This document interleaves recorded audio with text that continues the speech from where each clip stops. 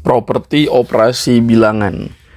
Properti yang dimaksud di sini bukan properti perumahan gitu ya maksudnya. Jadi properti operasi bilangan yang akan dibahas di video ini khususnya pada kasus real number atau bilangan real gitu ya. Apa sih maksud properti operasi bilangan? Jadi konsep properti operasi bilangan ini membantu kita dapat menyelesaikan persoalan aritmatika ya, atau perhitungan dasar dengan lebih efisien gitu. Jadi bukan lebih mudah tapi lebih efisien.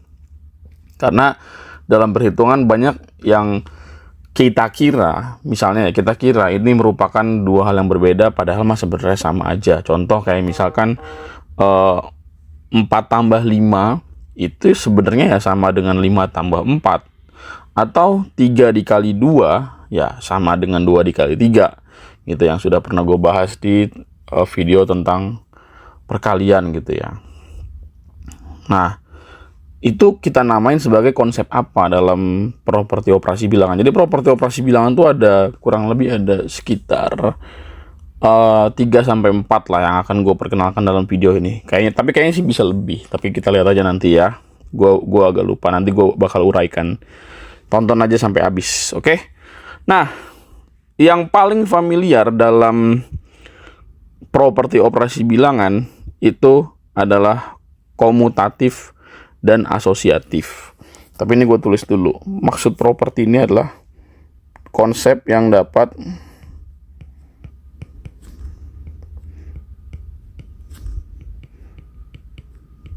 membantu berhitung lebih efisien.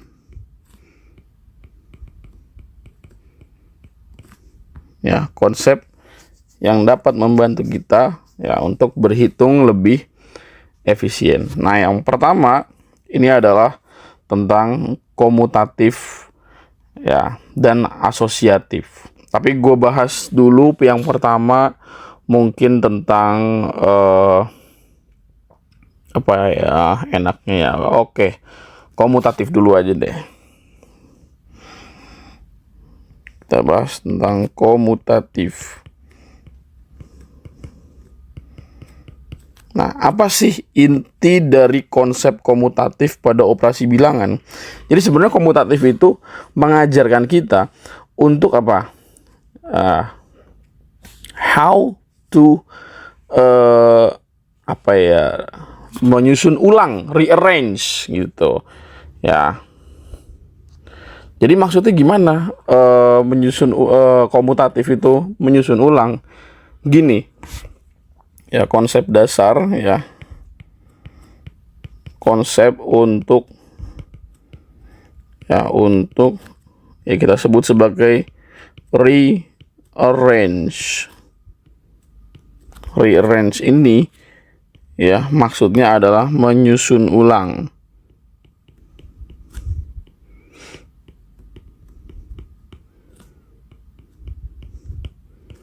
Ya, itu yang seperti tadi gue sebutkan di awal gitu, bahwa 4 tambah 5 ya sama dengan 5 tambah 4. Ya, itu kan kita menyusun, berarti kita mengubah letak dari sukunya, tapi tidak mengubah dari nilainya. Gitu. Jadi mengubah letak suku tanpa mengubah nilai. Gitu. Kita mengubah letak suku tanpa mengubah nilai. Ya, bentuk umumnya sih seperti ini, misalkan gini ya. Pada penjumlahan ya. Pada penjumlahan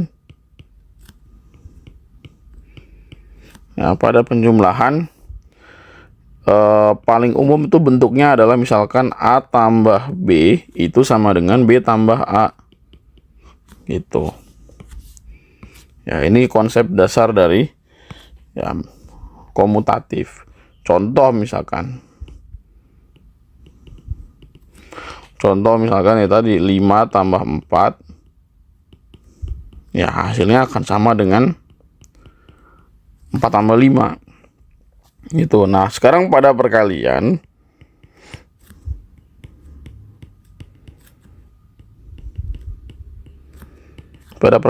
ya A dikali B akan sama dengan B dikali A, ya tidak berubah, letak berubah tapi nilai nggak berubah. Contoh misalkan 5 dikali 4 ya akan sama dengan 4 dikali 5 gitu ya.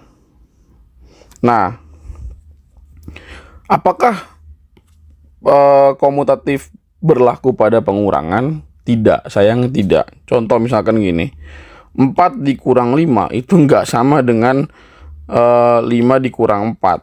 Karena kan 4 dikurang 5 itu hasilnya min 1. 5 dikurang 4 hasilnya 1. Maka hati-hati. Berarti kalau gue tulis komutatif itu di sini penjumlahan dan perkalian, maka memang komutatif hanya berlaku bagi keduanya, yaitu pada penjumlahan dan pada perkalian. Nah, sekarang asosiatif.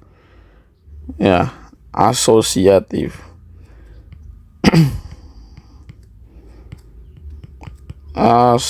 Asosiatif. Oh iya, kalau kita mau memahami sifat ini atau properti ini berdasarkan akar katanya, komutatif itu kan dari dari bahasa Inggris yang artinya commute gitu kan. Commute itu kan berarti kita mondar-mandir gitu. Jadi ini mau mondar-mandir gimana pun ya, A di belakang, B di depan, ya mau mondar-mandir gimana pun ya nilainya tetap sama, hasilnya tetap sama. Oke, sekarang asosiatif. Asosiatif itu kan berarti akar katanya dari associate, bahasa Inggris itu kan. Serapan dari bahasa Inggris artinya associate. Berarti berasosiasi aja. Berasosiasi itu mungkin berkumpul gitu ya. Kayak gitu. Nah, jadi pada sifat asosiatif di sini konsep dasar ya dalam mengelompokkan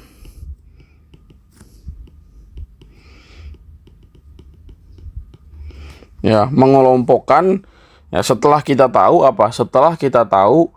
bahwa dia nih operasi bilangan yang bakal kita dahulukan. Jadi sebelum kita mengelompokkan atau melakukan asosiatif, terlebih dahulu teliti mana nih yang harus didahulukan gitu.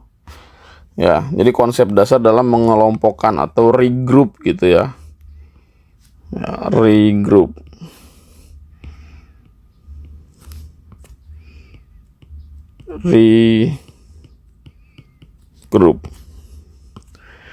Jadi konsep dasar dalam mengelompokkan atau regroup.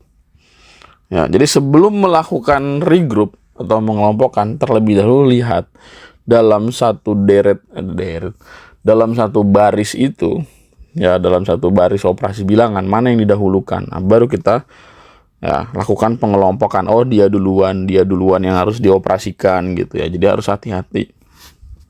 Ya, bentuknya sih gini ya. Ya, bentuknya pada penjumlahan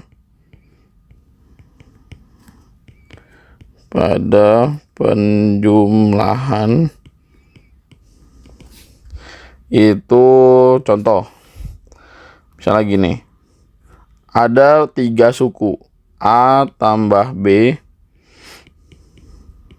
tambah C. Nah, ini kan operasinya sama semua gitu kan,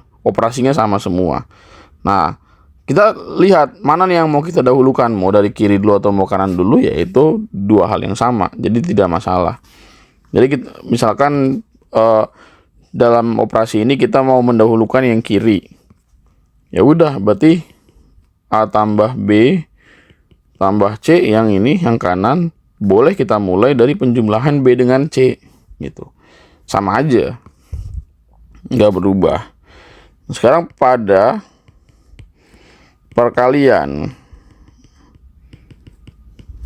nah pada perkalian itu misalkan A kali B kali C, lalu kita dahulukan untuk mengalikan A dengan B. Nah, ini akan sama aja ya dengan ya B dikali C dulu yang kita dahulukan.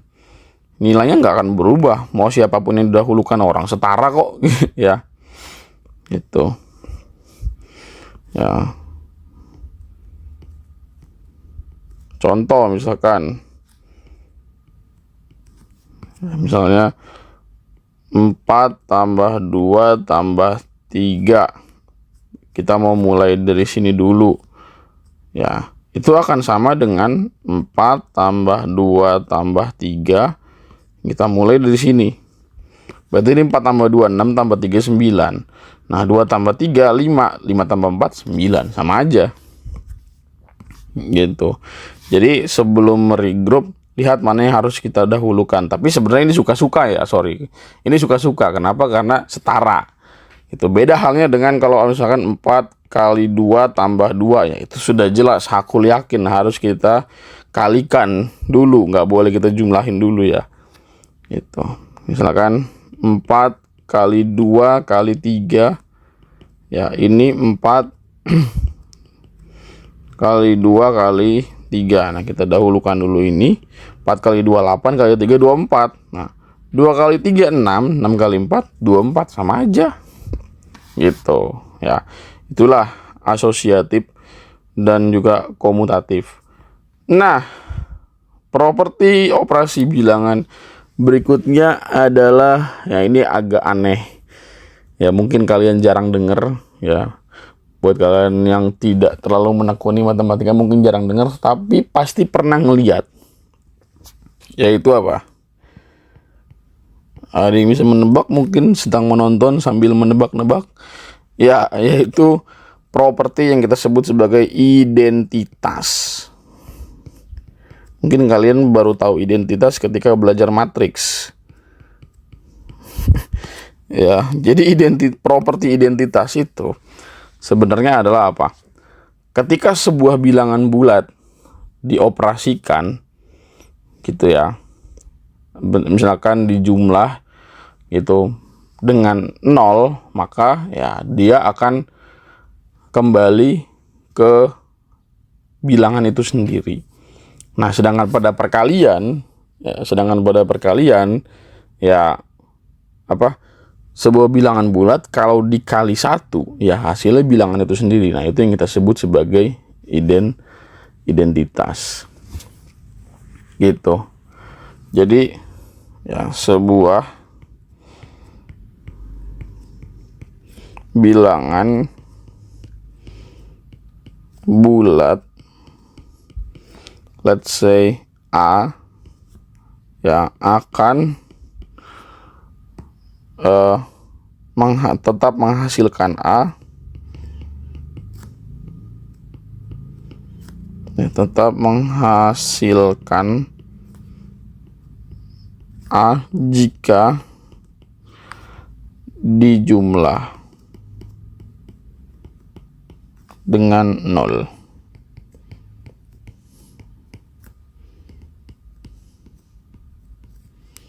Gitu.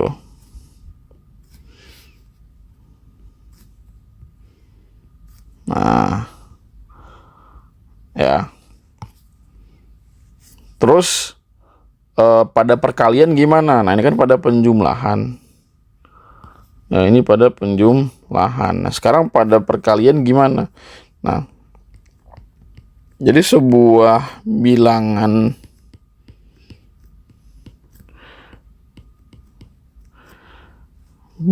real ya, bukan bilangan real, sebuah bilangan real. Ya, lalu kemudian sebuah bilangan real ya, A akan tetap menghasilkan A jika dikali dengan 1. Nah, ini yang kita sebut sebagai identitas. identitas pada penjumlahan dan juga pada perkalian. Nah, ini jika dikali. Ya. Nah, ini kita sebut sebagai konsep identitas. Ya, mungkin bentuk matematisnya gini kali ya. Ya. A ditambah 0 ya hasilnya akan tetap A. Ya, identitas diri sendiri gitu ya. Jadi ini A kalau dikali dengan 1 maka hasilnya adalah A gitu. Ya. Nah, keempat ya. Keempat itu adalah properti yang kita sebut sebagai inverse. Nah, inverse itu kalau kita belajar aljabar waktu itu ya, inverse itu artinya konsep operasi yang saling berkebalikan. Ya, jadi konsep operasi yang saling berkebalikan. Ya, berkebalikan dari apa? Berkebalikan dari identitas. Ya, jadi inverse ini adalah bagaimana sebuah bilangan real A ketika dioperasikan dengan inverse-nya atau tanda yang berkebalikannya, operasi yang berkebalikannya, maka nanti hasilnya adalah 0 gitu. Jadi konsep inverse ya, inverse pada penjumlahan ya, misalkan kita punya sebuah bilangan real A, jika ditambah dengan bilangan real A juga tapi yang tandanya berlawanan maka hasilnya akan 0. Nah, kemudian inverse untuk perkalian adalah apa? Misalkan sebuah bilangan real A dikali dengan kebalikan dari A berapa? Yaitu 1 per A, maka hasilnya adalah 1. Kenapa demikian? Karena A dikali 1 sama dengan A, lalu A dibagi A hasilnya 1 gitu. Ya, inilah ya properti inverse ya. Contoh misalnya 2 ditambah dengan min 2 ya hasilnya 0. Terus misalnya 2 dikali setengah maka hasilnya 1 gitu. And then the last one is apa? Pasti sudah bisa menebaknya, yaitu apa? Distributif.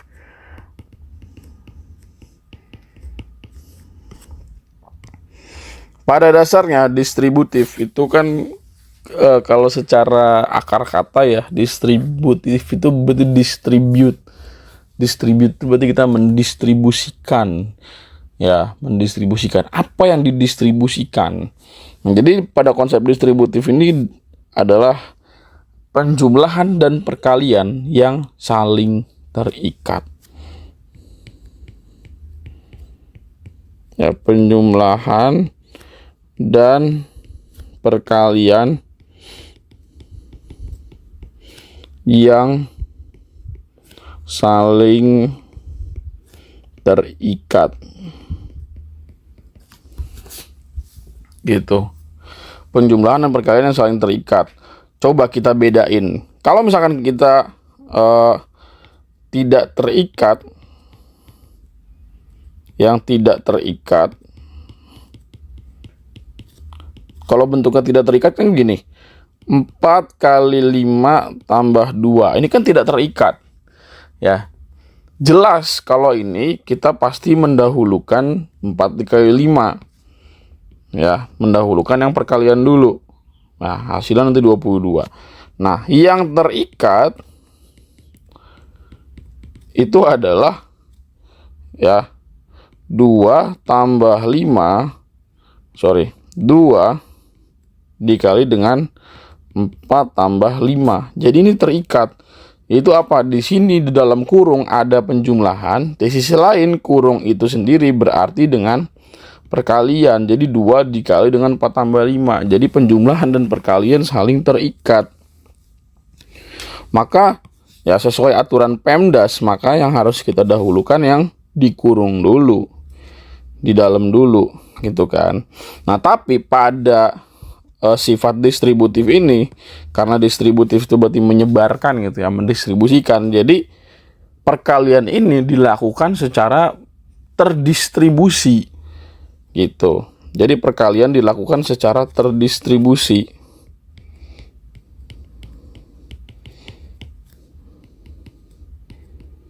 Ya, dilakukan secara terdistribusi.